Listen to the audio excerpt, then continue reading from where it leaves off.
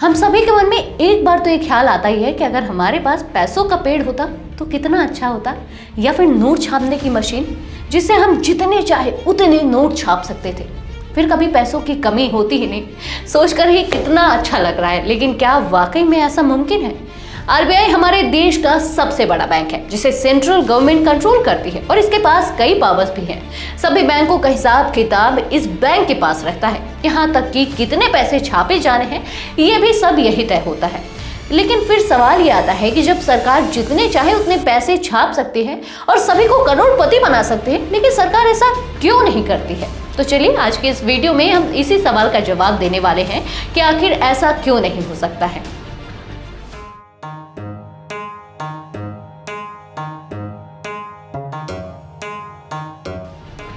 Hello and welcome to our channel Cerebral Circle. कोई भी देश अपनी आर्थिक मुश्किलें दूर करने के लिए ज्यादातर वर्ल्ड बैंक या फिर अंतरराष्ट्रीय मुद्रा कोष यानी कि IMF जैसी संस्थाओं से कर्ज लेता है, जबकि उसके पास जितने मर्जी नोट छापने की सहूलियत होती है। इसका सबसे अच्छा उदाहरण है पाकिस्तान। वहां आर्थिक संकट चरम पर है, लेकिन पाकिस्तानी हुकूमत ज्यादा नोट छापने के बजाय IMF से कर्ज पाने के लिए उसकी कड़ी से कड़ी शर्तें मानने को तैयार है। अर्थशास्त्री बताते हैं कि कोई भी देश अपनी मर्जी से नोट नहीं छाप सकता है। नोट छापने के लिए नियम कायदे बनाए गए हैं। अगर कोई देश जरूरत से ज्यादा नोट छापने लगेगा तो अचानक सभी लोगों के पास काफी पैसा आ जाएगा और उनकी आवश्यकताएं भी बढ़ जाएंगी। इससे महंगाई 7वें आसमान पर पहुंच जाएगी। दक्षिण अमेरिकी देश वेनेजुएला और अफ्रीकी मुल्क जिम्बाब्वे ने नोट छापकर कर्ज उतारने और गरीबी दूर करने की कोशिश की थी, लेकिन दोनों ही देश इसमें नाकाम रहे। जब जनता के हाथ में बेहिसाब पैसा पहुंचा तो उन्होंने जमकर खरीदारी भी शुरू कर दी।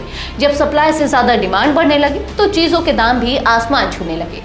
इसका नतीजा ये हुआ कि कभी अपनी अमीरी के लिए मशहूर वेनेजुएला में बहुत ज्यादा महंगाई बढ़ गई और आज भी वहां पेट्रोल पानी से सस्ता है, लेकिन वहां एक पैकेट ब्रेड की कीमत लाखों डॉलर में पहुंच गई थी। बाजार में रोजमर्रा के सामान मिलना बंद हो गया था और यहाँ 1 लीटर दूध और अंडे खरीदने की खातिर लोगों को लाखों नोट खर्च करने पड़ रहे थे।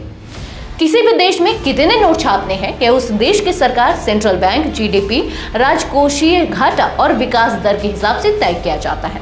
हमारे देश में रिजर्व बैंक तय करती है कि कब और कितने नोट छापने हैं। ज्यादा कैश फ्लो का असर देश की GDP पर भी पड़ेगा, क्योंकि नोट छापने के लिए RBI को विदेशी मुद्रा और गोल्ड रिजर्व रखना पड़ता है। ज्यादा नोट छापने के कारण विदेशी मुद्रा कम होगी, जो भारत की विकास की रफ्तार को धीमा करेगा और इसका असर GDP पर पड़ेगा।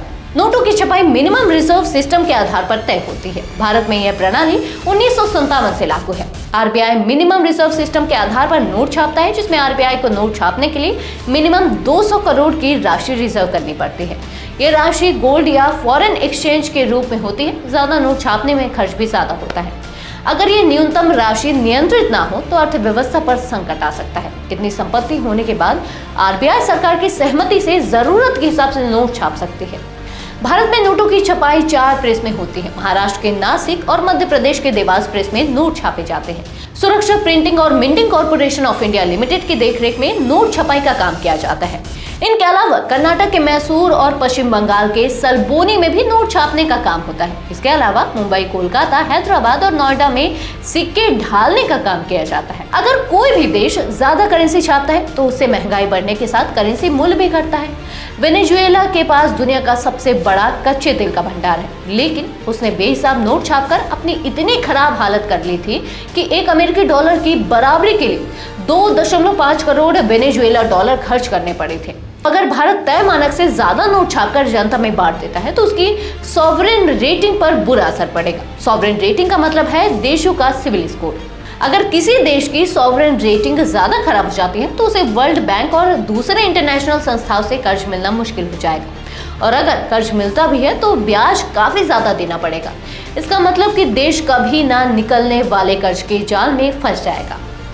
यही वजह है कि देश अपनी GDP के अनुपात में नोट छापते हैं। यह अनुपात आमतौर पर GDP का 1 से 2% तक होता है। कई बार देश नोट छापने के लिए राजकोषीय स्थिति और विकास दर को भी पैमाना बनाते हैं। इससे देश में महंगाई स्थिर रहती है।